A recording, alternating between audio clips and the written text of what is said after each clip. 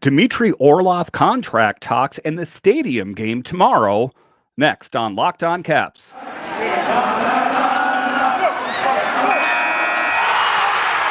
Your Locked On Capitals, your daily podcast on the Washington Capitals. Part of the Locked On Podcast Network, your team every day.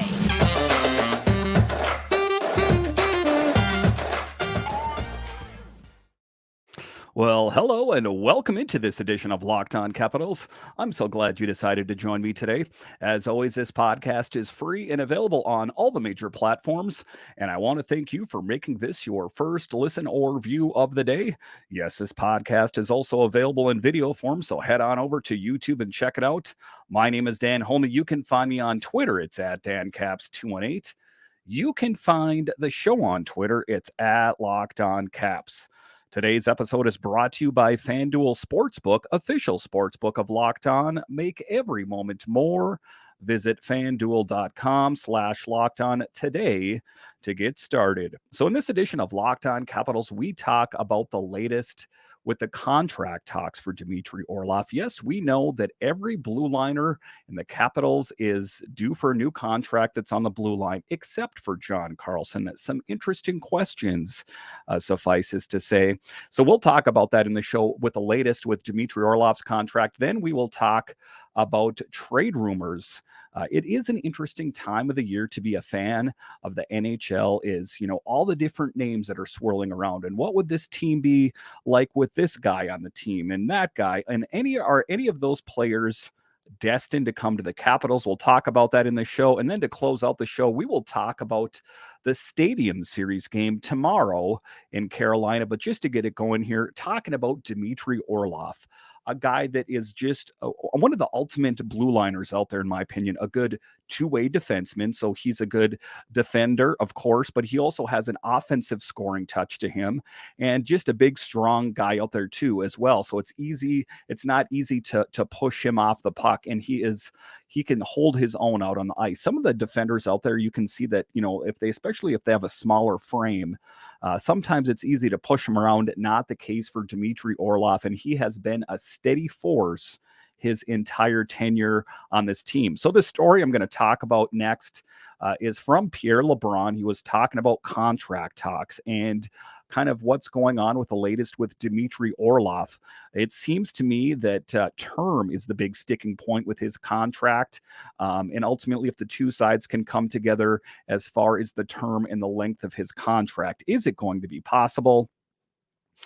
With the trade deadline just 2 weeks away and the team carrying 12 pending free agents, the Caps face several questions while continuing the playoff push. And one of those is Dimitry Orlov, writes Washington Hockey Now. Per the Athletic's Pierre Lebrun, the Caps have been discussing an extension with Orlov, who will become an unrestricted free agent on July 1st. However, the discussions haven't gone according to plan so far. And that is the rumblings that I'm hearing. And I'll talk about that here in a second, is the term. As we know that Dimitry Orlov signed that 6-year extension last time. So he is looking for a lengthy contract. And, I would be a bit hesitant to give someone a blue liner or pretty much anyone on the team a really long deal, like say a 5-year deal, considering that this team is going to be facing a rebuild at some point. We know that's going to be happening. Is it worth it to give Dimitry Orlov, let's say, a 5-year deal? Again, generally, I wouldn't say that's the case, but being that there is so much uncertainty surrounding the Caps blue line, being that John Carlson is the only blue liner under contract, and Dimitry Orlov has a solid value. He is one heck of a defender out there. I would ultimately give Dimitry Orlov that big deal. It's not like the team is going away after Alex Ovechkin retires, and I understand everything that I've been hearing from all the different people that, we're facing a rebuild at some point. Well, that's fine. We're still going to need a blue liner out there. And for me right now, Dimitry Orlov would be a solid guy to extend to a long-term deal, because ultimately, if you move on from Dimitry Orlov, who is going to fill that role that well. I mean, there's a lot of blue liners out there, but there's not a lot of them out there that are on par with what Dimitry Orlov brings to the table, especially since John Carlson is out of the lineup. It sounds like term is a significant issue, LeBron wrote. Unless one side or the other softens, there won't be an extension anytime soon. And we don't want this to go to July 1st, free agency, and have him test the open market, because it is my belief that he will get scooped up right away. There are a lot of teams that would be vying for Dimitry Orlov's services. Through 41 games this season, Orlov has 3 goals and 16 assists and a plus-minus rating of +5 rather. He has been taking on the role of the Capitals' #1 blue liner in eating big minutes, with John Carlson on the long-term injured reserve after taking a slap shot to the face on December 23rd. The Russian is coming off a 6-year extension he signed with the team back in 2017. And my, how time flies. I remember where I was when I heard he got that contract, because this was also big news back then. I remember I'm a big mountain biker. More so before I had kids, but I was a big biker back in the day, and a big Caps fan. And there was all this turmoil, wondering if Dimitry Orlov's going to come back, and he was a big name back then even. And then I took a break, and I saw the Caps came to terms with Dimitry Orlov, and I remember being pretty psyched about that, because at the time he was an up and comer, and still has always kind of just lived up to who he's always been. So that's why I'm always kind of been pro Dimitry Orlov. There's never anything about his game that I think he needs to work on. He's a real solid player, kind of a quiet guy, sticks to himself, but takes care of business when he's out on the ice. Looking at the Washington's blue line situation, Carlson is the only defender signed through the end of the season, as the 7 other defensemen on the roster are pending UFAs and RFAs. Despite being far apart in the conversation so far, LeBrun said Orlov's name hasn't come up in trade talks, and the team wants him to be a part of the team's run for the postseason. Still, nothing's out of the realm of possibility, especially with GM Brian Maclellan likely to make last-minute decisions based on where the Caps are health-wise and standing-wise. Still, LeBrun believes the Washington will add, not sell, at the deadline. And, I guess that remains to be seen. I guess it remains to be seen how the Caps play between now and March 3rd. A lot of things can change, suffices to say. But I have had this belief, and I have it all along, that this week was an interesting measuring stick for the Caps. So you take a look at last week. The Caps pick up that big win against the Bruins, and I'm riding a high of confidence and swagger. Yes, this team is back. The next day, they play the San Jose Sharks, and it was deflating. And then they played the Hurricanes, and they lost, and that was deflating. And then they played the Panthers and lost yet again, and that was deflating. So here we are at this litmus test, this measuring stick, and I got to say that it's not too favorable for the Caps right now. They do have the game tomorrow at the Stadium Series game in Carolina, and it means a lot. There's a lot of impact to this game, and why is there? Well, for one, it's a good measuring stick for the Capitals because the Hurricanes are in first place in the Metro Division. So that's a good kind of test to see what you have in the tank, because when you make it to the playoffs, you're going to be playing tough teams. And also, it's Metro Division points. So if you can pick up points, it will help you make headway potentially in the standing. So that is why it's big. The Caps have fallen short all of this season, fallen short of their marks. So that is why it's an interesting measuring stick. But back to Dimitry Orlov. To having him on the team, and this why I tied that in there is LeBron was talking about the Capitals will be adding, not selling. Again, I guess that remains to be seen. I'm a huge Dimitry Orlov fan, but if the team feels like it's tanking and they can't come to terms with the term of Dimitry Orlov's contract, maybe they would trade him. I mean, I guess if they don't think it's going to get done, then that's what it's going to be, unless you're just going to have him go all the way to July 1st and let him walk and get nothing. That's craziness right there. So there are a lot of tough questions for the Caps going forward, most notably on the blue line. Brian Maclellan is going to have to do some soul searching and seeing ultimately what the Caps have.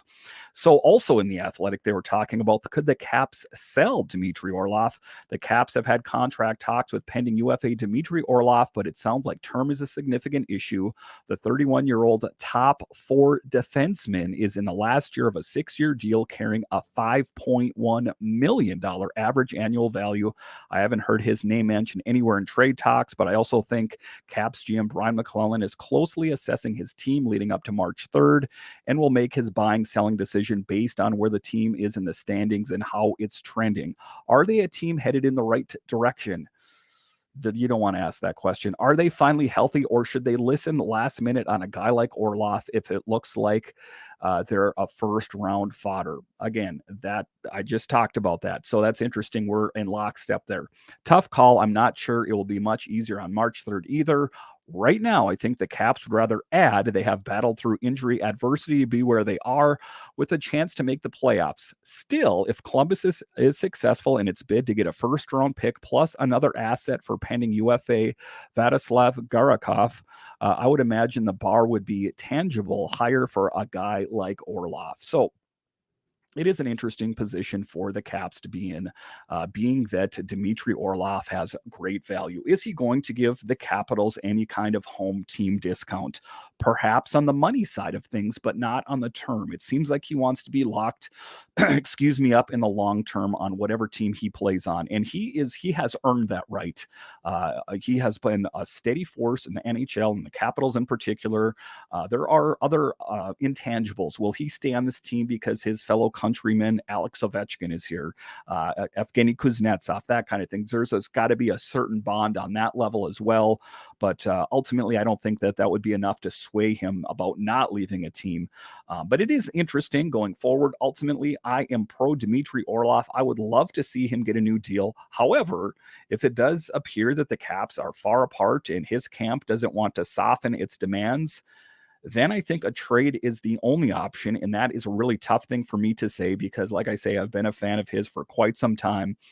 And but that's what I'm talking about. And here I am kind of doing the same thing that I accuse everyone else of doing, is having kind of these sentimental attachments, or just I followed this team for so long and I've watched him play hockey for so long that I've kind of lost focus that this is a business at the end of the day. It's a show business, not show happy, and the business of hockey must go on. All right, so after the break here, we are going to talk about the other free agents. Yes, this is my favorite time of year. Why is it? Because there's all this talk about what could be, what should be, what teams are getting better, what teams are getting worse. We'll talk about that and much more next.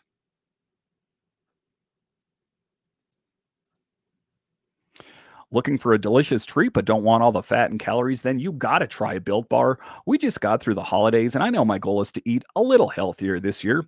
If you're like me, where you want to eat healthier but don't want to compromise on taste, then man, I've got the thing for you. You got to try Built Bar. With Built, healthy is actually tasty. Seriously, they're so delicious you won't think they're good for you.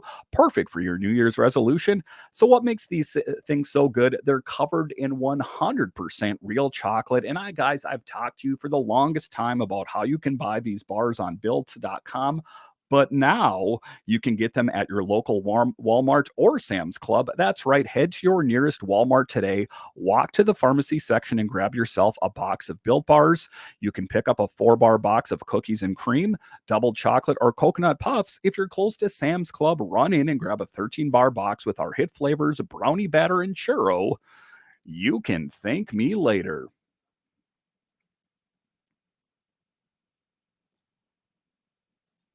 All right, welcome back into this edition of Locked On Capitals, part of the Locked On Podcast Network, your team every day. In this next segment here, we are going to continue talking about the potential of trades and where players might end up. And it is a fun time of year for me to think about the possibilities. Could the Capitals be getting a lot better with movement at the deadline? Are they going to be sellers and moving on from some players that we've grown to love? It is a possibility, and Caps fans, you better brace yourself. Friday marks 2 weeks to the NHL trade deadline, and I get the sense some bubble teams are going to wait most of those 2 weeks before deciding on how assertive they will be in making moves. We'll see how hockey games go in the next few weeks, and if that influence us in one direction or the other.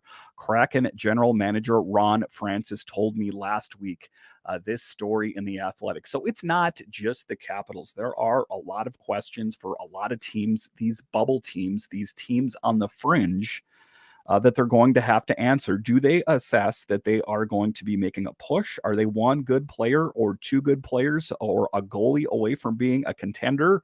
Then I think a lot of teams are going to be buyers, but there's teams potentially like the Capitals that could be sellers if their GM, in this case, Brian Maclellan, perceives that they're not ready to make a push. He might as well have been talking about the Flames, Capitals, and 6 or 7 other teams as well. Every single game for those teams has been a big bearing on the deadline decision. Every win or loss, every injury, it's all impactful. It's such an intense time of year. I can sense the stress in the voice of NHL front office people. Perhaps nowhere is more true than Nashville. My sense of the situation is that the Predators need to get on a heater here, and they need to get healthy, and they need to start playing better. But there's other teams other than the Capitals that are kind of on the bubble, on the fringe, on the possibility of making it to the playoffs. And just in the Metro alone, see the Penguins, see the Islanders, and it's getting neck and neck on top of the Metro. You take a look at the Canes, the Devils, the Rangers, they're stockpiling, they're taking out all their guns. The New York Rangers signed Tarasenko. They were intent on doing big things. Are the Islanders going to make a big splash? We know that they signed Bo Horvat, but is that the end of it? Lou Lamoriello is a guy that likes to hold his cards close to his vest. Maybe that's just the beginning of bigger and better things. But ultimately, I think the Achilles heel on that team is a former assistant coach that is now the head coach of the Islanders, Lou Lambert. Yeah, they've moved on from Barry Trotz in favor of Lou Lambert. Does that make a lot of sense? Or Lane Lambert, excuse me. The names slip as time goes on here, but Lane Lambert, was he a better option than Barry Trotz? Heck no. I still, Lou Lamoriello has made some good decisions in his tenure as GM and briefly coach, but I do not see eye to eye with what he did there. If the weekend goes poorly for the Predators, as I discussed on TSN's Insiders Training on Thursday, my understanding is that veteran GM David Poile will be ready to open the phone lines and listen on almost anyone. Almost anyone. That's an interesting thing to say. Who do we know that got traded away from the Capitals to the Predators in a really horrible deal? I've got it. Philip Forsberg. Oh, I get the answer. What do I win? So this still haunts me to this day. I remember being at work. My phone goes off and I hear the Caps made a trade. So I'm intrigued, of course. I open the Twitter app and what do I see? The Caps traded Philip Forsberg for Martin Erat and Michael Latta.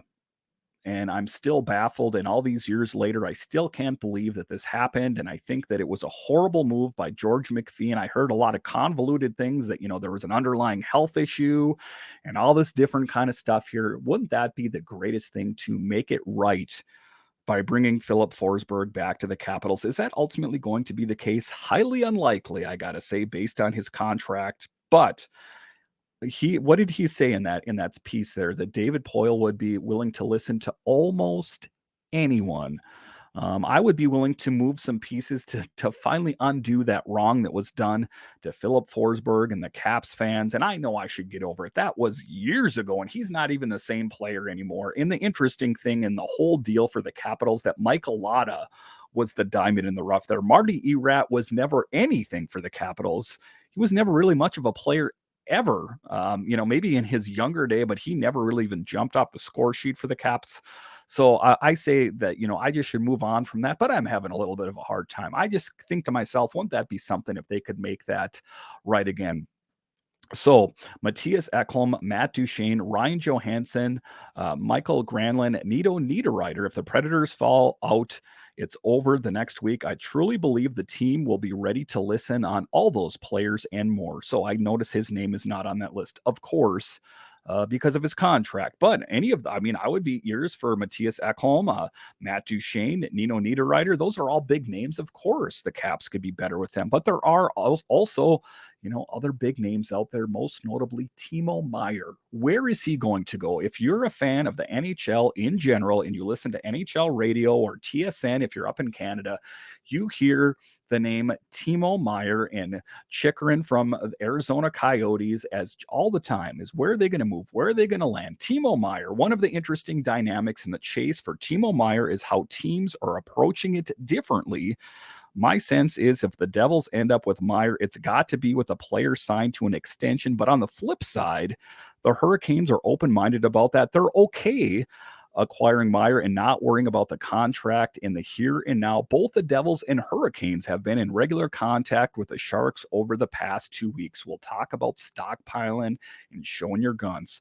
I mean, I think the Devils could probably run away with it if they sign someone like Timo Meier. Same goes for the Hurricanes. The Hurricanes don't really need any help. It's all about the Devils and the Hurricanes. And if you would have told me this 10 years ago that it would have been the Devils and the Hurricanes at the top of the Metro, well, it wasn't even called the Metro back then, but you know what I'm talking about.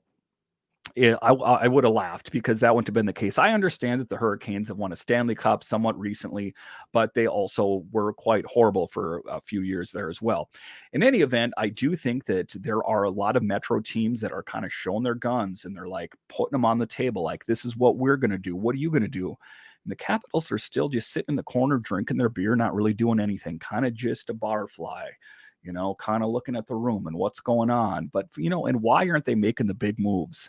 Because they're looking at their cards and they're thinking to themselves, I don't know if this hand's going to get it done. I don't know if this hand's going to get it done. Do I want to put all my cards in and make a big move? What if he's got better cards? It's an interesting question, and it's a tough thing for the Capitals to do right now. Do they have the right cards to make a push? In the offseason, it was my belief, my contention that Brian Maclellan, and I still believe it right now, did everything he could possibly do. You think about it. He went out and signed Darcy Kemper. He signed Charlie Lindgren and Connor Brown and Dylan Strome and Gustafson and all these players to help solidify this team. But this aging team is starting to come into focus. You're starting to see Oshie in and out and in and out and in and out of the lineup. Nick Backstrom, hip resurfacing procedure done. Tom Wilson, the guy that was the Mr. Tough Guy, has been injured quite a bit here as of late. John Carlson almost losing an ear. It's been rough for the Capitals. Let's just be honest. If this season ended today, you'd be like, let's put a fork in this one. It's been brutal. And it's been brutal on a lot of different fronts. The only thing I can hope for is if they don't make it this year, that next year's better. It's got to be better next year, right, guys? But I mean, it's not all doom and gloom. There is still the potential that they could make this push, that they could go on and do great things, right? I really want to believe. I really want to drink that Capitals Kool-Aid right now and get drunk on it and believe that they're going to the Stanley Cup. But then there's that skeptical, that cynical part of me that's like, I just don't see it. I see the wheel starting to wobble more and more and more.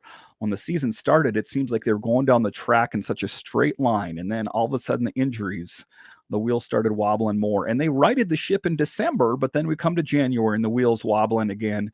And it's lessened a little bit in February, but it's still not the way where it was in December. I think that the Caps, if they don't do well the rest of this week, so what is left, the Canes, and then next week, then ultimately there's a good chance they could be sellers. I would love to be wrong ultimately, though. I would love to, and it's not the first time I've been wrong. I'll admit I'm wrong. I was wrong about Marcus Johansson. I was kind of skeptical about the Capitals bringing him back to this team. As it turns out, it ended up being a pretty good move. Number 2 on the Capitals right now in goals. In 2023, Marcus Johansson, number 2. I'm not talking about him here 10 years ago. Present day, blows my mind to think about it. I would have never thought that. But that's what's interesting about following this team. All right, so after the break here, we are going to talk about the Stadium Series game. I love these games, and the Capitals have a great history. Could this be the thing that gets them going on the right track? We'll talk about that next.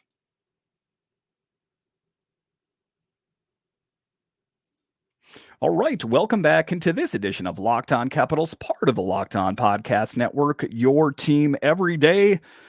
In this next segment here, we are going to talk about the Stadium Series game and how this has historically gone in the Capitals' favor, and can we expect the continued success? What do I remember about the Stadium Series games? Well, the biggest thing that comes to mind for me, of course, is Steckel laying out Sidney Crosby. in the Stadium Series game. I'll never forget that. Just an annihilation, just an all-out explosion. And subsequent, and I don't wish any harm on anyone. I'm not glad that Crosby got injured on that particular play, but when you're a Capitals fan and you're playing your biggest foe, in the moment when you're watching it, you're like, yes, that was just devastation, and it felt good. But I respect Sidney Crosby for who he is. He's one heck of a hockey player. But anyway, I digress. Let's talk about the Stadium Series game. I love him. I hope you love him too. Playing outdoors has been Garnet Hathaway's bucket list since he entered in the NHL in 2015, writes The Athletic on Saturday. After an 8-year wait, the Caps veteran will finally get to strike it off when he and his teammates visit the Carolina Hurricanes for the NHL's annual Stadium Series game at the Carter Finley Stadium, home of the NC State Wolfpack. I love these outdoor games. I really feel fortunate to be able to do this, Hathaway said. It's been going to be different. I'm going to get a lot of tips from guys about how to prepare and how it's going to be different from the Capital One Arena. Hathaway, who played pond hockey on his family's farm in Kennebunkport, Maine as a boy, has no shortage of teammates to lean on for advice. In fact, he's one of just 5 full-timers on Washington's roster yet to appear in one, joining veteran wingers Connor Sherry and Sonny Milano, second-year defenseman Martin Faravarti, and backup goalie Charlie Lindgren. Darcy Kemper was in Minnesota's backup when they Wild hosted Chicago in 2016. So it is going to be a fun experience for them. It's a fun game to watch. I love watching these. The Capitals are 3-0 all-time in outdoor games, having claimed Winter Classic victories over Pittsburgh in 2011, which I alluded to, Chicago in 2015, as well as a Stadium Series win over Toronto in 2018. 2018, it just boggles my mind. It feels like I remember I was watching that in my living room. It seems like it was last year. It's really crazy, guys, how fast time goes the older you get. But in any event, a victory on Saturday would tie the New York Rangers 4-0-0 and Boston 4-1-0 for the most wins. Carolina, on the other hand, is making its first appearance outdoors. Through 10 players on the Hurricanes' 23-man roster have made appearances at a previous NHL stop. So this is boding well for the Capitals. I love it. I might even hop on and do a podcast. It all depends upon if my kids want to take a nap and go to bed at the end of the night. But that's the nature of the beast. We generally don't do shows on the weekend. However, if the Caps pick up a nice big win and, I'm feeling the victory, maybe I'll hop on the podcast for a little while. But I am excited about this. I know I love the history of it. And I love how this could help maybe kind of shift that momentum in the right direction. Kind of just take that eraser and wipe the whiteboard clean. Just erase it all, the chalkboard. Depends on what era you're from. And just to kind of start all over again, kind of a fresh start. And this is almost like crunch time, like an essay is coming or a test. And now the test is for the Capitals between this game and March 3rd to just take your foot and put it all the way to the floor on the gas pedal and give it everything you've got. And it's not even about that. Players are fighting for their jobs because they know they might get shifted out of Washington. See Anthony Mantha, you see him really engaged. You see him hitting. You see him being a shoot first player instead of a pass first player. They know that their jobs are on the line, not only for the Capitals, but for the NHL at large. Big questions abound for a lot of players. Lars Eller as well, an established name in the National Hockey League, and all things considered, played pretty well for the Capitals this season, but the last year of his deal. Same thing goes for a lot of the Blue Liners. I do believe that you could see the Caps move on from maybe 1, 2, maybe even 3 Blue Liners if the perception is that they're out, because we know that they're not all going to come back. So you may as well get something in return before you lose the rights altogether. Martin Faravarti and Alexiev are the only restricted free agents on the blue line. A lot of questions remain, a lot of uncertainty for me. I know the 2 names that we always hear that are on the verge of doing big things is Marcus Johansson and Alex Alexiev, but it's never come to fruition. That's the thing about some of these younger defensemen. And I know there's Vincent Iorio and all these guys that are going to be good someday. We need guys that are good today. Otherwise, following this team year after year after year after this, maybe, we're not going to make any big moves until Alex Ovechkin is done. So what, are we just going to tank for the next few years waiting for Alex Ovechkin to retire? I don't think that's going to be the case. I do think it's going to be small incremental moves similar to the Dylan Strome, the Sonny Milano kind of thing. But I don't know what the Caps are going to do on the trade deadline. I love it. I always take the day off of work. I do it now because I covered for Locked On, but I've taken it off of work for like the last 10 years because I love it. Just glued to the TV, get a pizza and have your favorite beverage and sit back and be entertained. I love it. This is my favorite time of year, and I hope it is yours as well, because buckle up, kids.